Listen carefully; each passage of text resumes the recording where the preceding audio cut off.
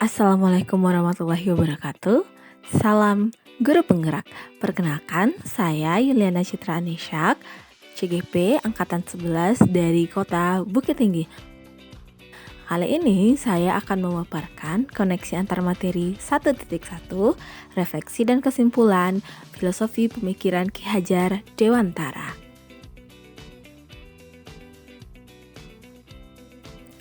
Menurut Ki Hajar Dewantara, pendidikan pada hakikatnya ialah tuntunan dalam hidup tumbuhnya anak-anak.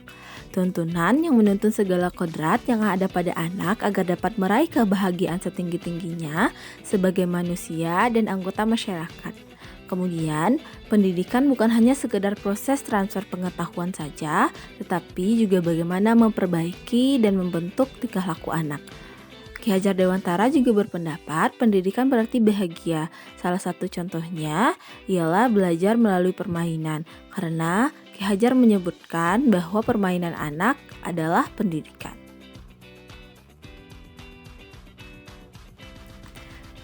Selain itu, Ki Hajar Dewantara juga menyebutkan pendidikan ialah merdeka. Artinya, pendidikan berorientasi pada anak belajar atas kesadarannya, bukan atas paksaan dari siapapun. Pendidikan itu bertujuan pada anak, di mana guru harus menghargai setiap kebutuhan anak yang berbeda.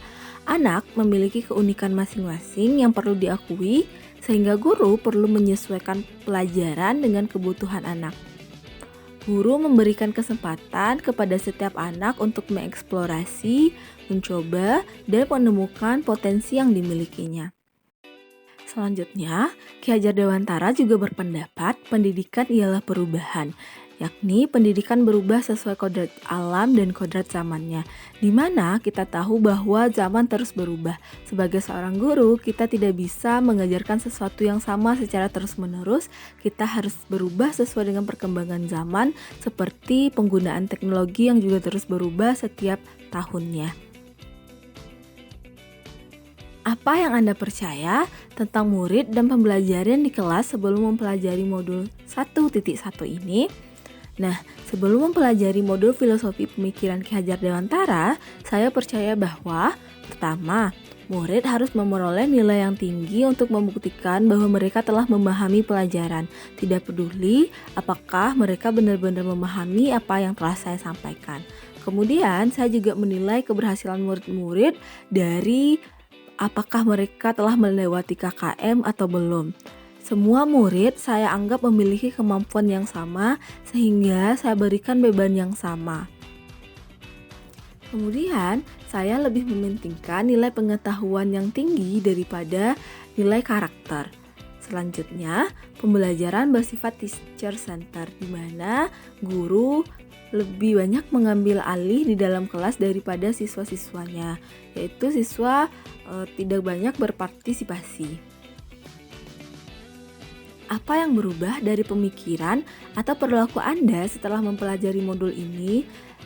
Setelah mempelajari modul ini, saya mengerti bahwa pembelajaran haruslah berpusat pada murid, di mana murid harus lebih banyak aktif, lebih banyak berinteraksi, lebih banyak berkomunikasi di dalam kelas daripada guru. Selanjutnya, pembelajaran bukan hanya sekedar memperoleh nilai yang tinggi di atas KKM, tapi juga fokus pada pengembangan karakter murid. Selanjutnya, menghargai kebutuhan murid yang berbeda. Setiap murid memiliki karakter dan keunikan masing-masing, sehingga guru harus menyesuaikan pembelajaran dengan kebutuhan mereka. Sebagai seorang guru, kita juga harus mengerti bahwa memberikan kebebasan pada murid untuk menyelesaikan setiap pekerjaan sesuai dengan kemampuan, minat, dan bakatnya adalah suatu keharusan. Kemudian, sumber belajar tidak hanya dari buku, karena banyak sumber belajar lain yang bisa kita gunakan di kelas, dan juga belajar tidak hanya di kelas, bisa belajar di mana saja.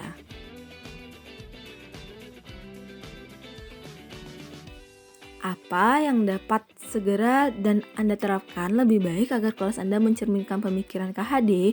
Yang pertama, yang akan saya terapkan adalah pembelajaran yang merdeka. Saya akan memberikan kebebasan kepada anak untuk melakukan pembelajaran dengan kesadaran mereka tanpa ada paksaan dari siapapun. Yang kedua, saya akan menerapkan pembelajaran yang menyenangkan dan berpusat pada murid, yakni dengan memberikan banyak permainan dan banyak pembelajaran interaktif seperti video-video ataupun audio yang merangsang aktivitas mereka. Ketiga, pembelajaran yang menuntun tidak menuntut. Bahwa kita tahu pendidikan itu adalah menuntun, guru sebagai fasilitator, membimbing, bukan menuntut siswa. Yang keempat, saya akan menerapkan pembelajaran yang sesuai dengan kodrat alam dan kodrat zamannya, di mana kita tahu pendidikan itu adalah perubahan dan alam serta zaman yang terus berubah. Kita harus menyesuaikannya dengan pendidikan zaman sekarang. Nah, sekian video yang dapat saya sampaikan. Semoga dapat menginspirasi teman-teman semua. Sampai jumpa dan terima kasih.